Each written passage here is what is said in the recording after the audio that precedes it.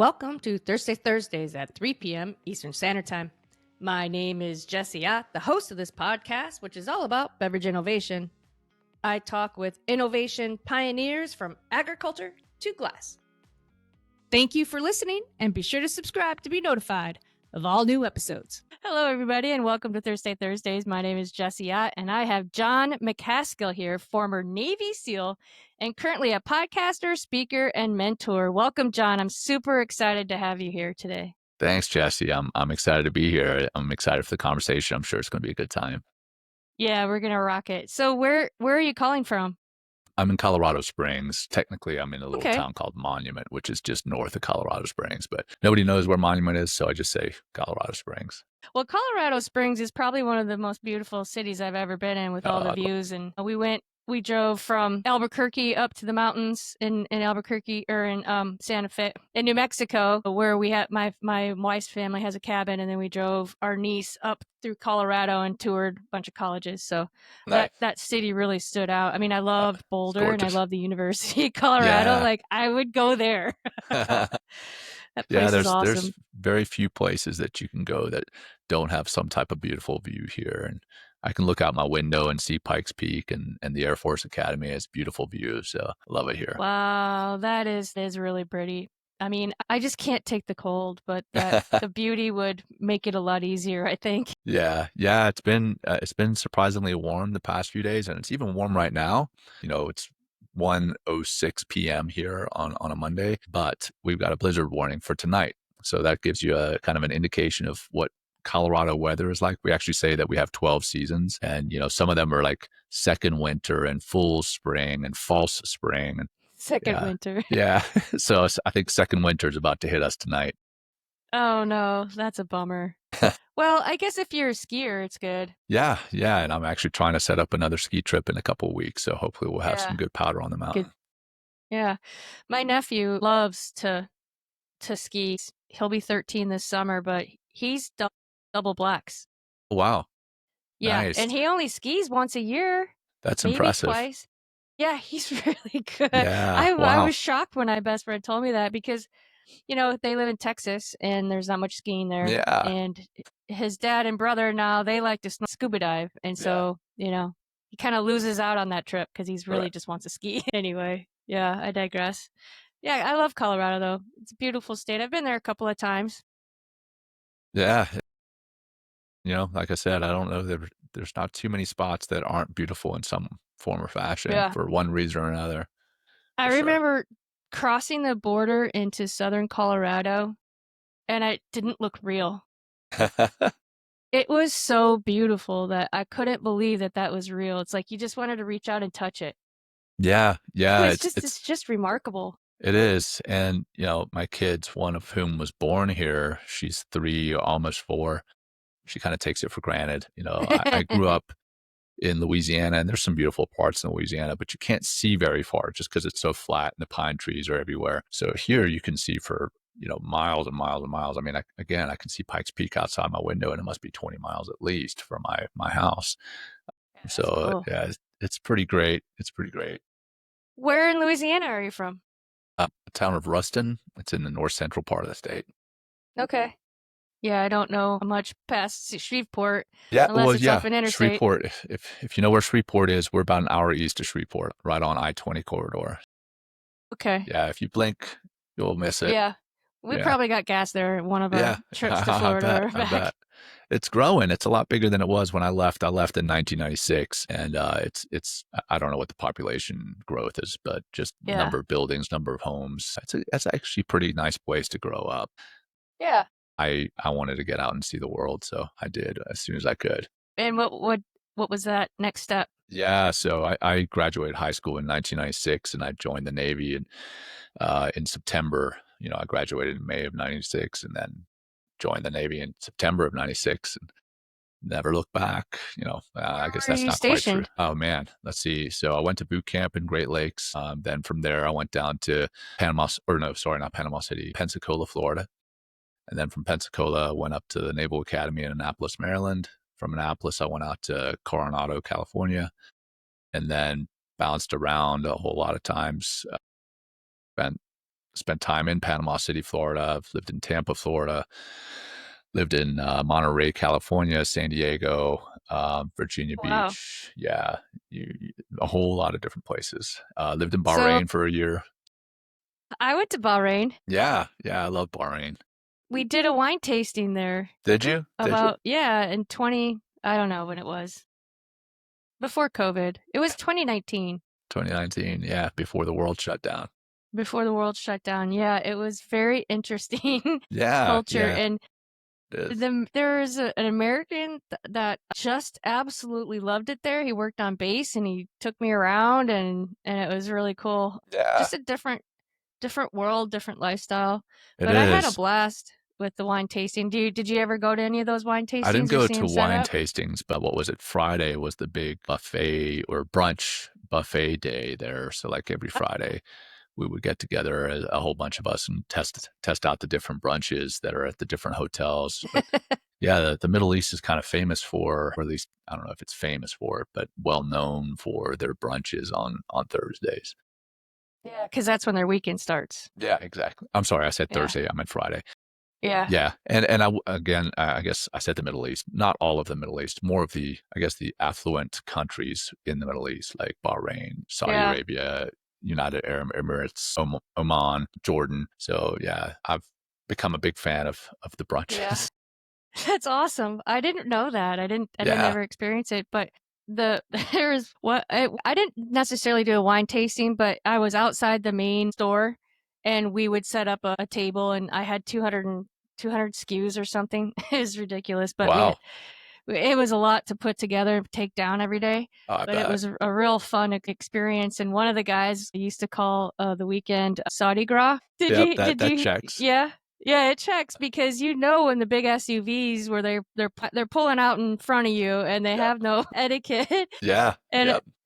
I remember because they have to come to Bahrain to drink because you That's can't right. drink in Saudi Arabia. And so they come in loads of cars across the bridge. Yep.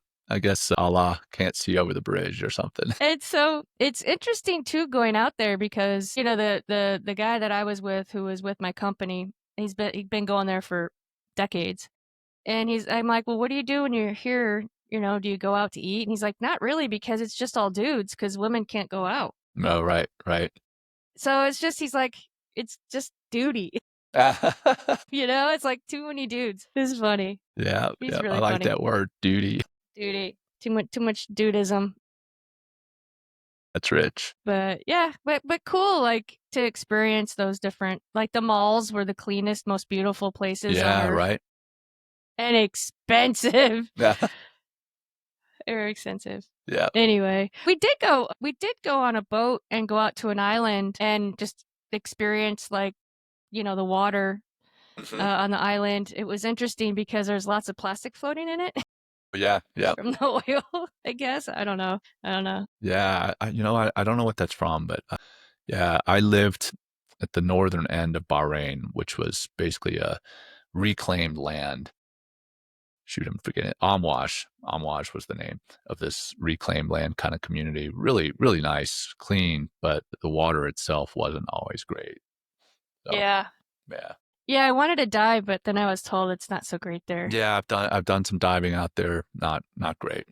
Not great. Yeah. So I didn't miss anything. That's good. So let's go back to you. Let's go back. So you joined the Navy. What other branches were you looking at and why did you choose the Navy? I didn't look at any other branches. You just knew? Yeah, I wanted to be in the Navy. I either wanted to be a jet jockey specifically for the Navy, flying off carriers, or a Marine, which, the Marines are part of the Navy. Yes, I could have gone to the recruiting station for the Marine Corps, but I knew that I wanted to be an officer, and I knew that I wanted to go to the Naval Academy specifically. And then then the Navy SEAL teams was really top of my list of what I wanted to do. So I honestly didn't look at any of the other services. Enlisted in the Navy to work on F-18s. I worked on ejection seats for F-18s, and then from there got picked up to go to the Naval Academy, and then from there got picked up to go into the SEAL team. Okay. And so did you ever fly? I didn't. No. You didn't. Okay. Yeah, there's always a part of me that kind of regretted that, but Yeah. Ultimately, looking back and assessing my skill set, I think being a leader in the SEAL teams, I was better suited for than controlling an aircraft. I don't know. I have the utmost respect for all pilots, helicopter pilots, heavy Yeah. aircraft pilots, jet pilots.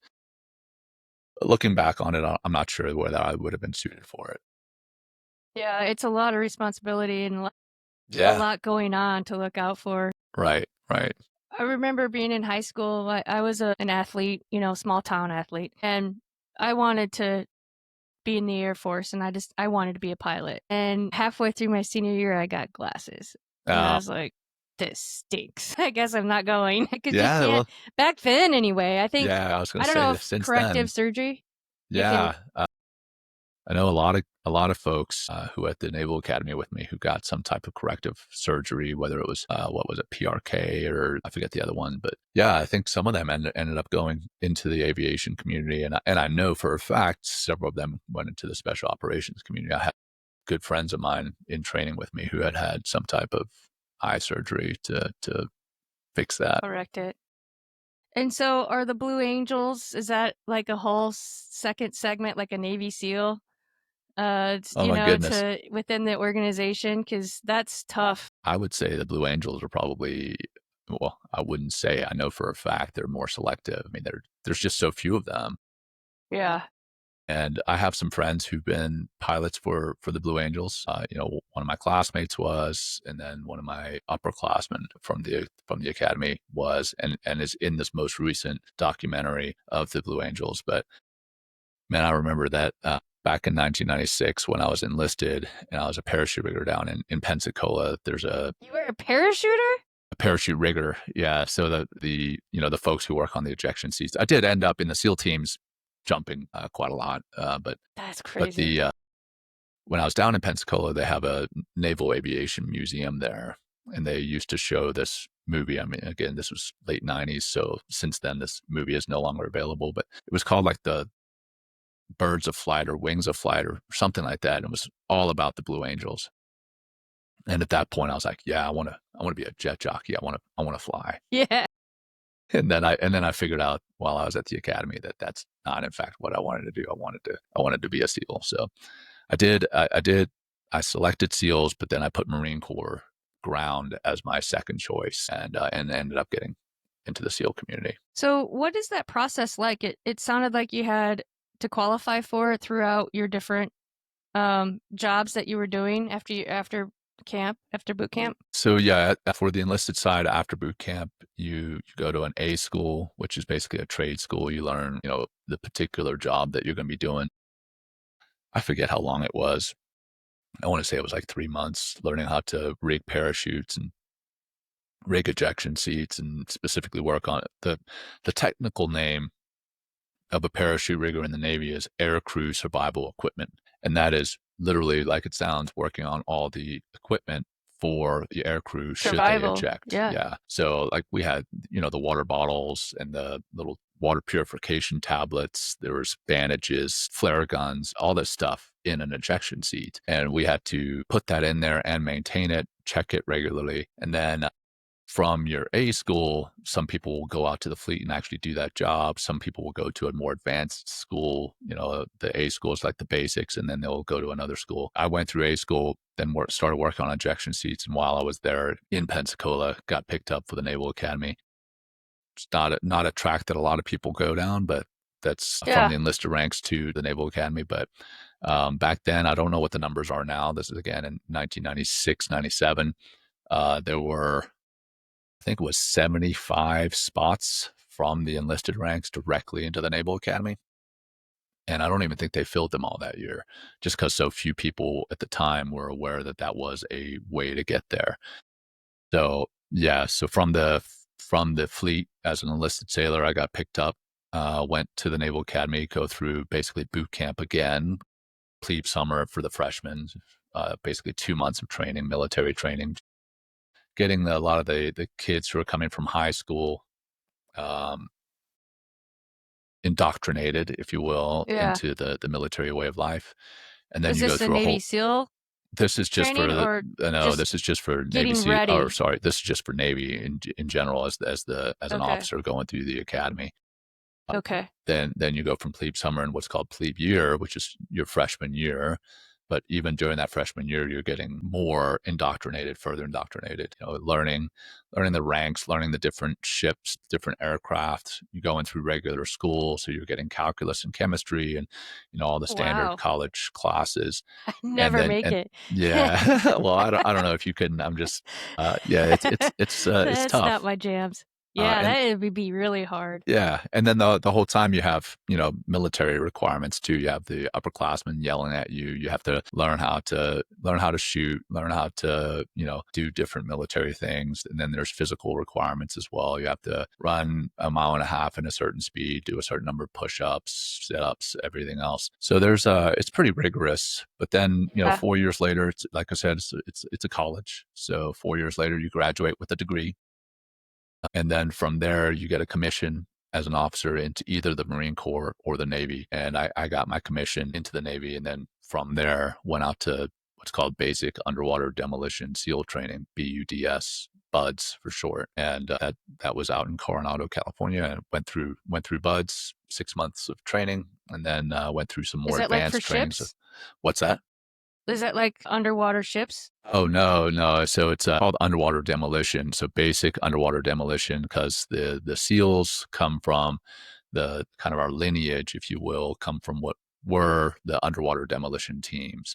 And the underwater demolition teams were the guys who in World War II and prior would swim in before an amphibious assault and basically rig any underwater obstacles that might be there with explosives, demolition, Okay. and Before blow the these Marine things Corps up. comes in with Yeah, their before the Navy and the amphibian. Yep. Marine Corps come in for their beach landing, or in World War II, there was a lot of the Army soldiers on naval amphibious craft that would land and let the soldiers out. But prior to that, there were the underwater demolition teams blowing up these obstacles so that we could have these lanes that we could in fact bring these amphibious craft up to the beach. So that was kind of our ancestors, if you will, So within the everybody Navy. goes through that training. So all SEALs go through that training. Yeah. That's cool. Yeah. Yeah, that's really cool. Well, my wife's grandfather was in the Navy for a very long time. He was a mechanic on planes and was pretty much stationed in Galveston for a long time. But yeah. A And good then time, good place to be. yeah, good weather. Yeah. And we kind of covered the branches. My dad was in the Army. He was in Vietnam and got Agent Orange and was in the Ninth Wow. Infantry. Yeah, it's he's passed, but and then my brother-in-law was a Marine, so we covered quite a few branches at least for Yeah, that's service in how the. myself and my wife's family. So I'm the only military member from my side of the family, but then my wife also served in the Navy and she served in the Coast Guard. Her Nice. sister was in the Coast Guard. She has one brother who was in the Army, and then the rest of them were in the Air Force. So she has a bunch of brothers. So the only service that we don't have across all of us is the Marine Corps. And then her father is a West Point grad, so there's a big Army Navy rivalry between the two academies. That's great. So, he's 91 or 92 years old now, and we still have a rivalry during the Army Navy football game every year. That's awesome. Yeah, Isn't it fun? it is. It Yeah, is a lot of it fun. is so fun. Yeah, my father-in-law was also in Vietnam and he was in the Air Force, but we were just talking about his service last night and I, talked about how growing up, the emotional intelligence just isn't there. And I Hmm. wish that I had that gap year of a military service type something to kind of help you grow up, and he said I was the same way in that year I became a man because you Right. change pretty Yeah. quickly. I would I would agree. I didn't necessarily have what the gap year, but in between high school and my time at the Naval Academy, I had that enlisted year, and that was my first time away from home. I learned a lot about myself in that first year, and just that one year. So now I'm going to the Naval Academy, which again is a military college. A lot of the men and women who were there straight out of high school didn't have that I don't want to say that I was so mature because I wasn't, but there was a difference in the people who had come from the fleet or from what's called the Naval Academy Preparatory School. Even that 1 year gave us kind of a leg up as far Yeah. as the maturity level is pretty interesting. Yeah, I would definitely say so. A year's a long time to Yeah. get conditioned and Especially to at that time of your be life, yelled at. Yeah, to be yeah. yelled at every day, get up at 4 a.m., like whatever the rules are. I just did think that would have been hard for me, but I think, if you're doing what you're supposed to be doing, you figure it out, Yeah, right? yeah. I mean, you figure it out or you deal with it, Yeah. one or the other. So, how many years in total did you serve? So if you count the 4 years that I was at the Naval Academy, then it's 24 years. But as far as the Navy is concerned, they do not count that 4 years while you're there, as far as to your retirement. So I did 20 They years. don't? Well, I guess it's because they're putting time in investing in you as Yeah, college. yeah. There's I go back and forth whether or not they should have included that. I mean, I ran around in a uniform. Played by their rules. I was playing by the military rules, but they don't count it. So it's okay though. I can't complain. I have a retirement paycheck that comes in every month. And I'm very happy to have served, this great country, and more importantly, serving aside some incredible men and women that this country has. 100%.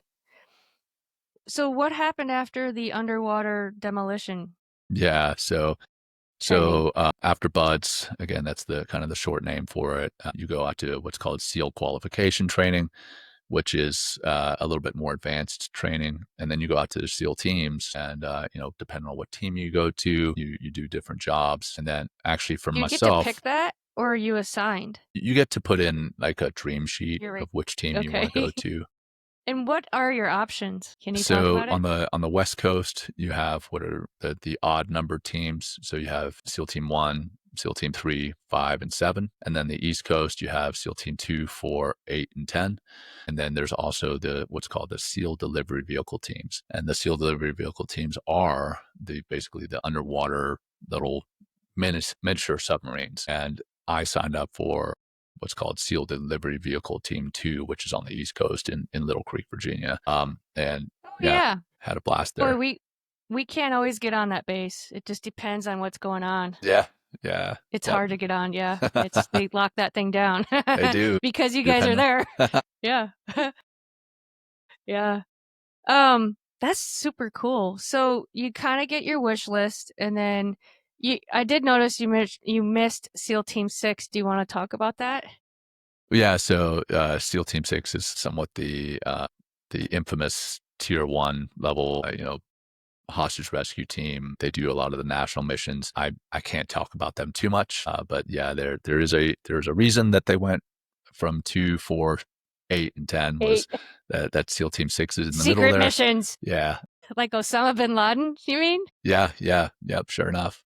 I have a vodka that I represent, and he's a former CEI agent that worked with the military on finding him. But yeah, Yeah, nice. it's pretty cool. He doesn't qualify as a veteran-owned brand, which stinks, but he obviously was very much a part of our government and served and, Right. did some great things. Yeah. Well, I'm Yeah. definitely appreciative of those guys and gals who do that because they enable us to do what we need to do.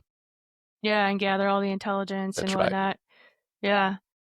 So I don't want to say this the wrong way or I don't feel negative about it, but I know there's some concern with the Navy SEAL training.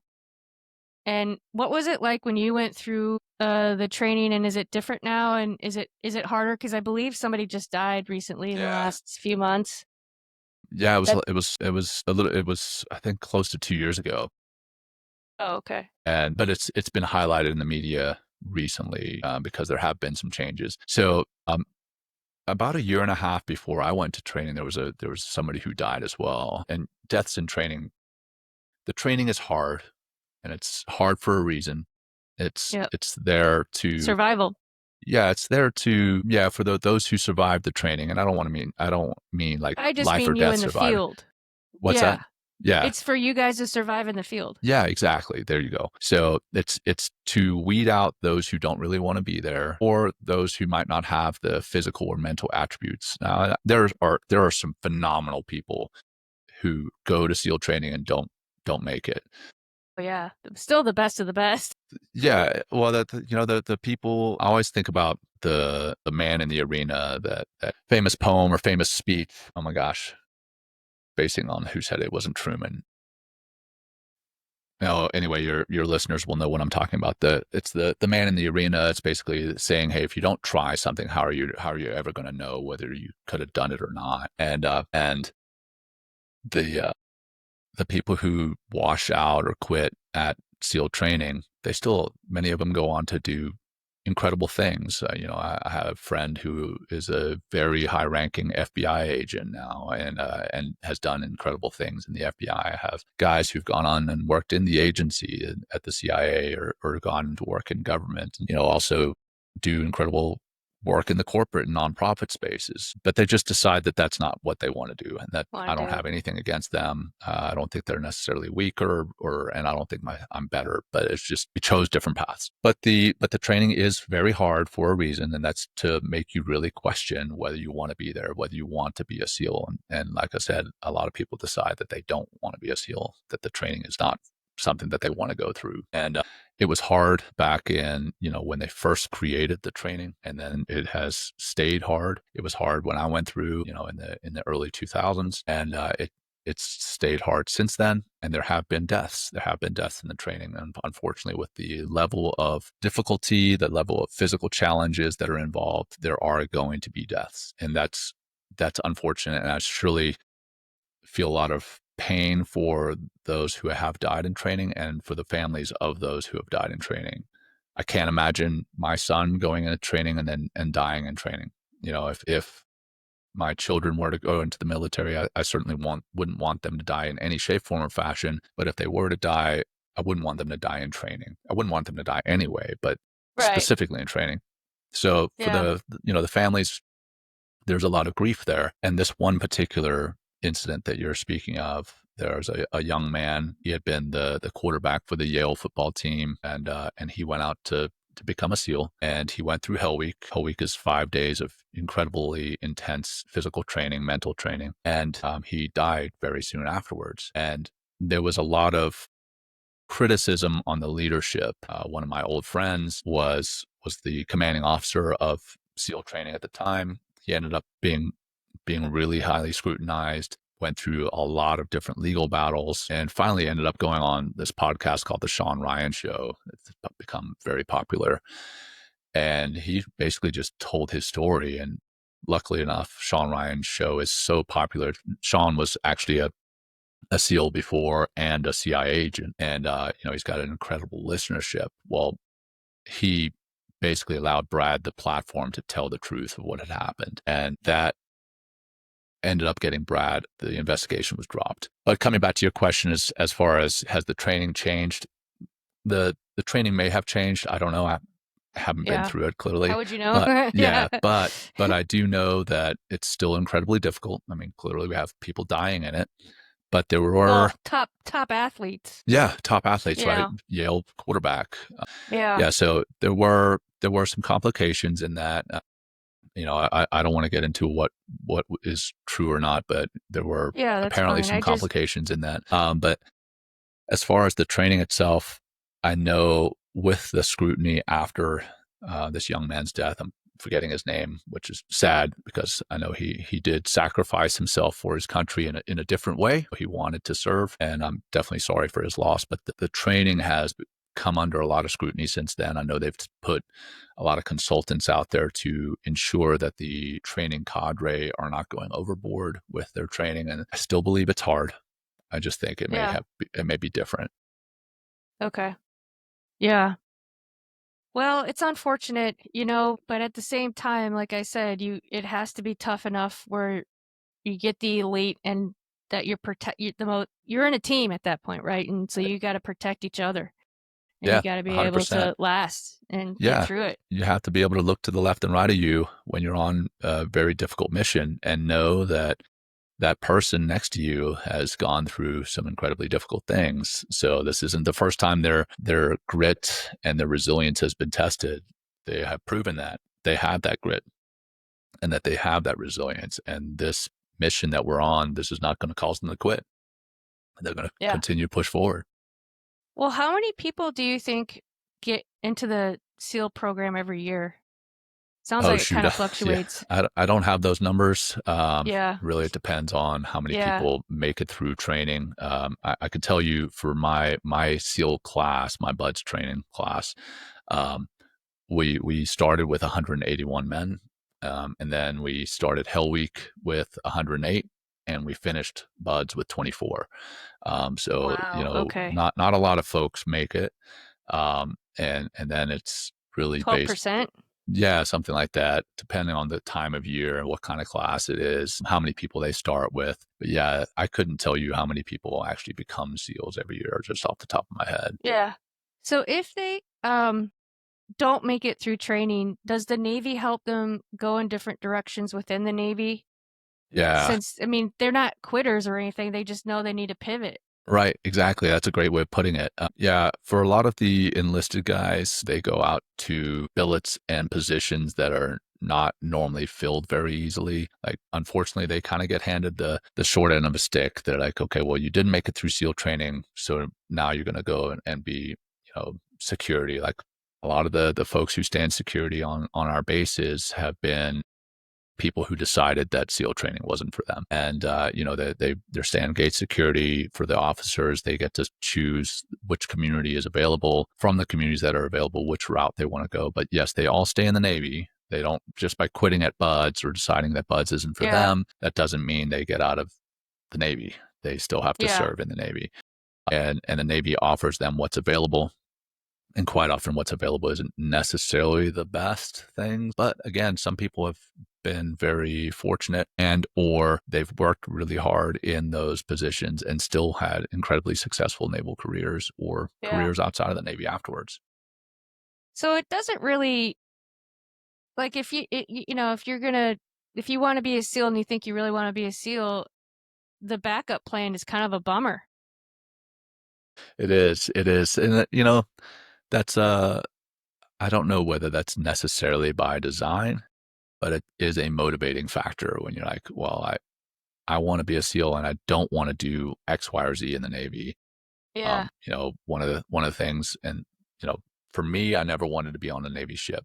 At least not as a sailor on the Navy ship. Like if I was going to be on a Navy ship, I wanted to be a pilot flying Navy jets.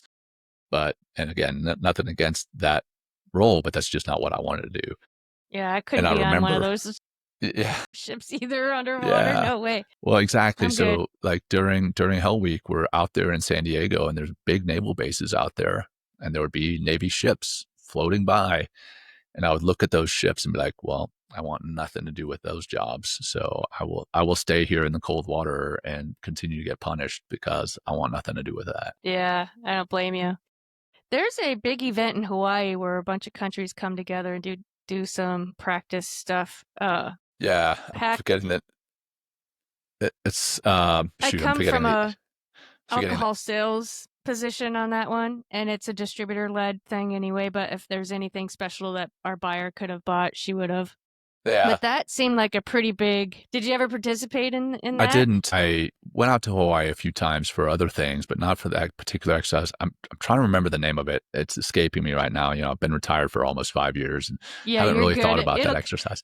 But I haven't we have, participated in a while either. yeah, we have exercises kind of all over the world. That is a big one. Yeah, We've got some out in in the Atlantic as well.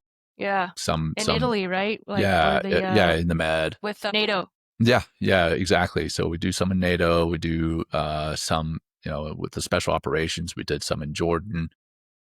We did some with the United Arab Emirates. So we end up doing exercises all over the world just to make sure that um, we stay sharp, but so do our counterpart from our allies. Yeah, yeah, for sure. Yeah, that is so cool. So, what happens next? What were you kind of getting ready to transition out of the Navy? Yeah. So I spent the next once I pinned on officially as a Navy SEAL. I did another 17 years in the various SEAL teams, mostly on the East Coast, so the even number teams, and then from Can you there, move around to the different teams yeah, you then can, as you sure jobs can. come up? or openings come up, I guess? Yeah. Like a Yeah. regular Jobs come up, job? the different needs at the different teams. And, you do somewhere between 2 and maybe 5 years at a particular team, depending on what the team needs are and what your needs are.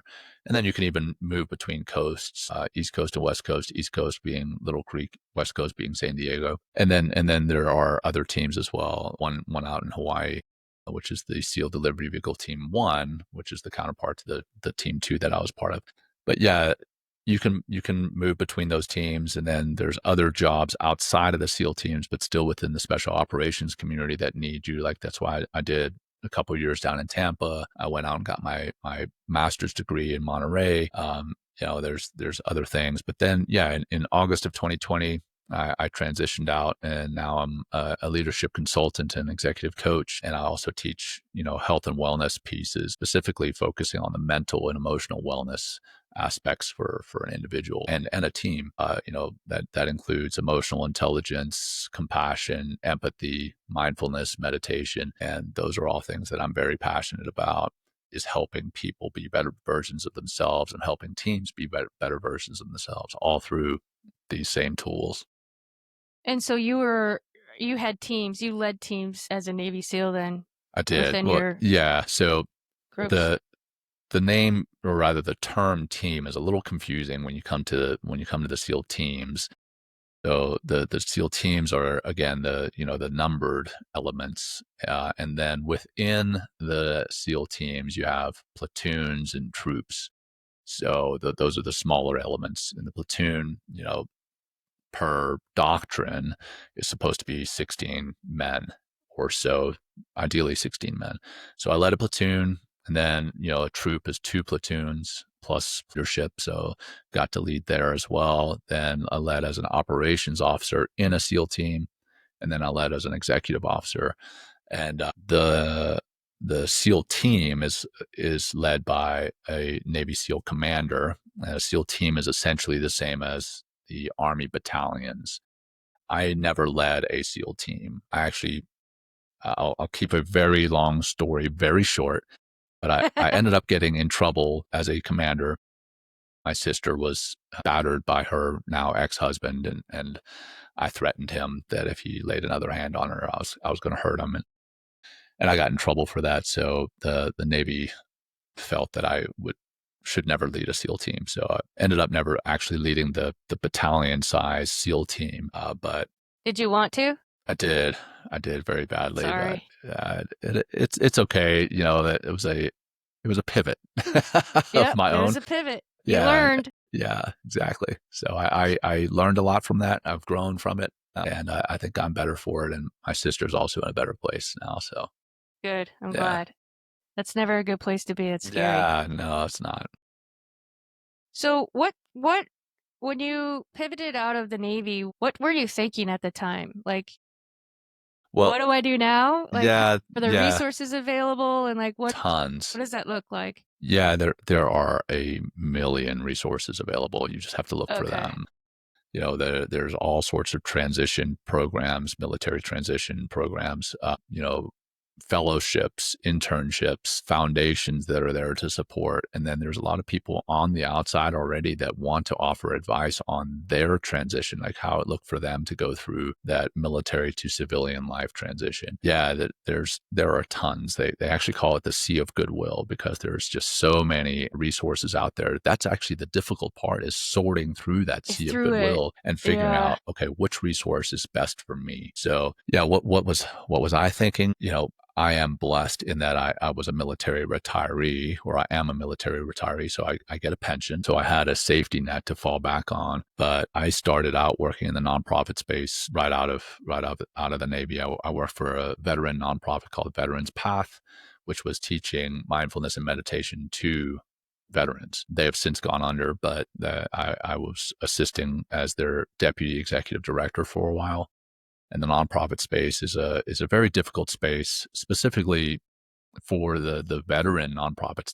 When I got out in 2020, there were 80,000 veteran nonprofits, and What? they're all fighting for the same dollar. Yeah, exactly. What? There's tons of them. Man. man. It And needs to be more focused. yeah, there needs to be more focus. And yeah, it was difficult to distinguish ourselves from other nonprofits.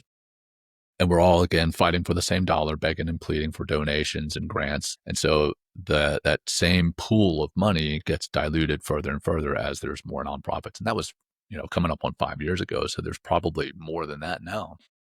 So I worked in that nonprofit space, ended up leaving Veterans Path and started my own business. Actually, I'd started it years before, but just kind of as a placeholder in case I needed it. Well, when I left Veterans Path, I decided, okay, this is what I want to do. And I started public speaking as a keynote speaker, speaking on mindfulness, meditation, resilience, grit, preparedness, emotional And this intelligence. isn't just for veterans. This is for all Yeah, people, this is for leaders. everyone. I Yeah. leveraged my SEAL background to speak to corporate teams, to speak to nonprofits, to just really help them out. And then, since then I've parlayed that speaking career into a speaking and leadership consultant and executive coach kind of career, which is what I do now. And then I also run a podcast like you are called Men Yeah. Talking Mindfulness. And Men Talking Mindfulness is myself and a good buddy of mine who lives in New York City. And we talk about all things mental and emotional health and leadership. So it's a lot of fun. Yeah, that's big. I mean, people are so busy, like as an entrepreneur getting started, you just work all the time and you don't have you don't well, I make time for my mindfulness when I work out. Yeah, that's a good one. That's or I do have a meditation. I need to get back on it. It's really good and it's controlling your mind because you can tell your mind to fix things and to do things that we don't really learn, on a regular basis. I discovered it on a podcast. Yeah, And you feel amazing afterwards because she goes through from head to toe and activates all the sure. things, and your organs just they're like they feel alive, and you feel you feel the blood flowing, and like it's really nice. Yeah. It's There's really great helpful. meditations like that. The body scan, the progressive relaxation, one that's called yoga nidra or eye rest. There's a lot of great ones out there that are not just good for the mind, but are also, like you said, great for the body. Well, how can people get in touch with you?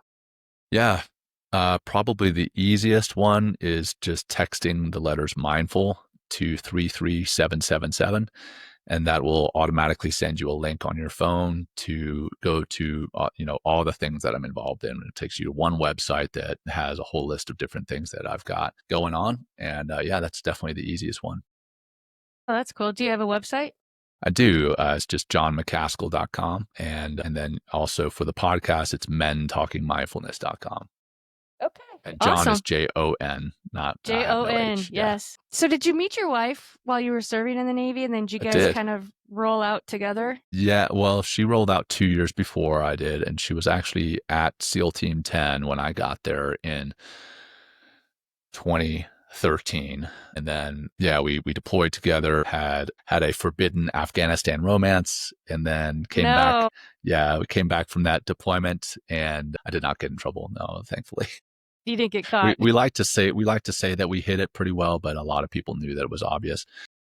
So we came back and let's see, came back in December of 2013 for her, January of 2014 for me, and then we got married in May of 2014 and we eloped. So it was a fast and furious romance, and we're still together. We got three wonderful young kids, and yeah, sure enough, met in the Navy, and now we're both veterans. That's awesome. So how did you get to Colorado Springs?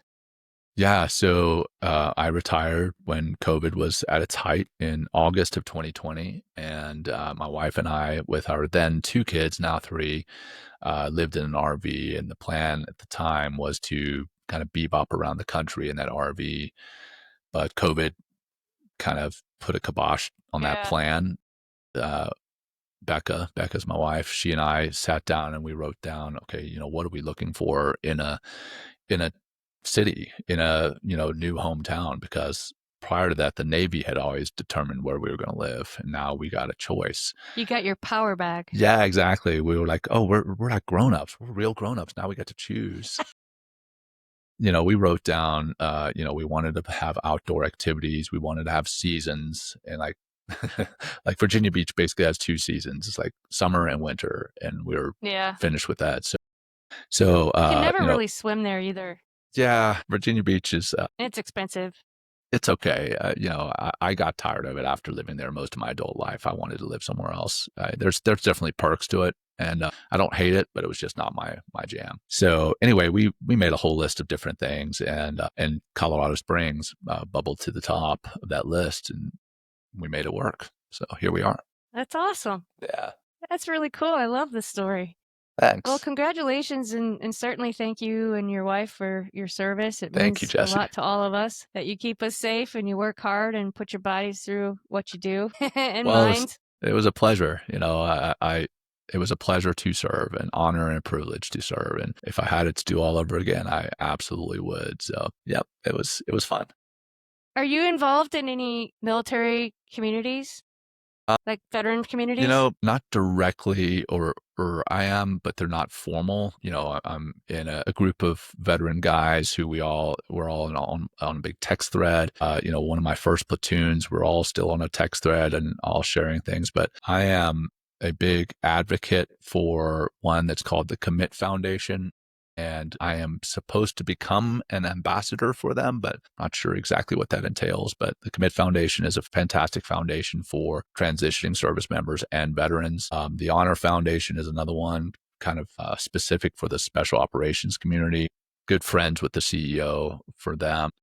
There's a lot, like I said, that CEO Goodwill. There's a lot of them out there, but I'm involved loosely with several of them, but not so Okay. much formally. Okay. Well, that's good to know that if someone listens, they can go to 4 or 5 before they search Yeah. the 80,000. Yeah. There's tons of them, but yeah, a huge fan of the Commit Foundation and the Honor Foundation. And then for those who may be transitioning, there's another one called the American Corporate Partners, which basically teams you up as an individual with another individual in the corporate space, and That's they great. kind of mentor you. And so Yeah. I had a great It's a different opportunity. world. Yeah, There's absolutely, it is. office etiquette. Yeah, yep. Office etiquette, culture, leadership is different. People are different. The drive there is different. The drive in the military, you get a standard paycheck. You're not getting a bonus if you do more work or less. So we have to figure out the different carrots and sticks that work, and the leadership in the outside world, and leadership and management in the outside world is very different. There's a lot of overlap, but there's enough difference to where it takes some getting used to. Okay. Do you have any, mentors that have kind of helped you throughout your career that you want to mention? Yeah. I'll say one of my CEOs, actually two of them. Now one of them is an admiral. When I knew him early on in the SEAL teams, he was just a SEAL lieutenant, and then when I worked for him, he's a SEAL commander. Josh Lasky, huge mentor of mine. And then another one, Matt Stevens. I worked for him twice in the SEAL teams, and absolutely love the guy. Stayed good friends with him, and he's actually the CEO of that Honor Foundation that I mentioned, doing great things for transitioning special operators. So yeah, those are two of my military mentors. I'll also call one out who was basically just slightly senior to me, JD Donaldson. He was a great mentor of mine. But those are three that bubbled to the top right off the bat. But there were many other ones along the way, those who mentored me directly and intentionally. And then there's others who just set a great example for me to follow. And then some that were inadvertently mentors of mine in a kind of different way, show me what not to do. And I consider that just as important. So Yes, 100%. yeah. Especially when you're young, Yeah, right. trying to mature. Indeed. Yeah. You kind of mentioned a few resources, but I don't know if you want to talk about, the mindfulness. Is there any resources that you'd recommend for people that want to kind of get into it to check Yeah, out? yeah, for sure. Well, first, I'd be remiss if I didn't mention my own podcast, Men Talking Mindfulness. We have a lot of resources on there. We have our website, mentalkingmindfulness.com, that have resources on there. I've got some content on 2 different meditation apps that are out there. One's Great. called Insight Timer, Insight, not Inside, Insight Timer. And then the other one is Calm. Those are 2 apps that I have out there. And then I've got content on Yeah. our So you podcast have as a well. program that I do. you have on there? Because you have a great voice. Thank you. I've got, I guess, the voice for radio or the face for radio. So Yeah. yeah, I've got a program on Calm is specifically about resilience and grit and how that ties into mindfulness. And there's some meditations built into those. And then on Insight Timer, I've got, I don't know, 8 or 9 meditations that are on there. I will say Insight Timer is great in that there is tons of content. There's just so much. But Calm, I would say, is better content. It's the quality assurance there, the recording, like they paid for me to go and stand in a professional recording studio twice to record my content, whereas the Insight Timer I've recorded right here in my own room. So the quantity is there on Insight Timer, the quality is there on Calm. Interesting. Okay, good to know. Yeah. Yeah, Calm's pretty big. I haven't heard of the Insight Timer podcast, but I have heard of Calm. Yeah, Calm's great. Yeah. I mean, they're both great in their own right. Yeah, for sure. Well, as Howard would say, Jon, you said it all. Thanks, Jesse. Great being here with you. I appreciate you. Yeah, I'm so curious. And, for me, I've been calling on the military channel. So it's a big, and obviously with my dad having Agent Orange and being sick, it's been a major impact in my life. And I just want to do what can I do to help? And so I sell spirits and some other things to the military channel. Yeah. But I also am building out I hope to build out the biggest spirits and, veteran-owned portfolio so that when cruise lines or whoever wants to take a look at veteran-owned brands, they can check us out because I feel like it's really important to support them. And so I love talking to you guys and learning from you and your journeys. And it really is inspirational. And I just really appreciate you coming on. I thank you so much. I appreciate you giving me a platform to share my story and thank you for what you're doing for veterans and this space. It's great. Yeah, it's fun. I love it. I bet. It's just, I don't know. It's a part of who I am, I guess. Yep. I can see that. I love that. Yeah. Well, I'm going to let you get back to it, but it's been an absolute pleasure. Same here. Is there anything else that you want to mention that we haven't talked about yet? Not off the top of my head. No, I think we've covered a pretty wide swath there. It was great. Yeah. Thank you, Jesse. Yeah, thank you. Okay. All right. Thanks, Take Jon. care. Okay. Bye-bye. Bye. Produced by Fedora J Productions.